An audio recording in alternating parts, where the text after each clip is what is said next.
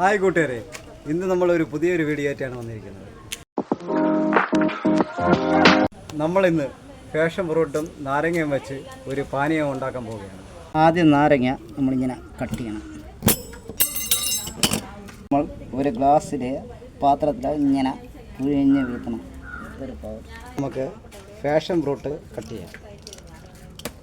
Cut ചെയ്ത് ഇതിനകത്ത് ഗ്ലാസ്സിനകത്ത് ഇടാം. ഇനി കുറച്ച് നറുനണ്ടി ഇട്ട് കൊടുക്കാം. നിങ്ങളെ ഭാഷയിൽ എന്താണെന്ന് എനിക്കറിയില്ല, നമ്മളത് നറുനണ്ടി എന്നാണ് പറയുന്നത്. ഫാഷൻ ഫ്രൂട്ട് ഇങ്ങനെ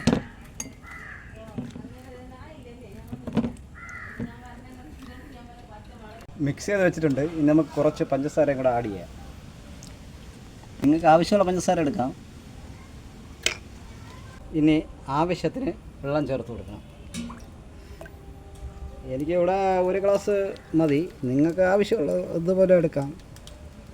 ഇനി അങ്ങോട്ടും ഇങ്ങോട്ടും ഇതൊന്ന് മിക്സ് ചെയ്തെടുക്കാം. എന്നിട്ട് ഇതൊന്ന് അരിച്ച് നോക്കാം.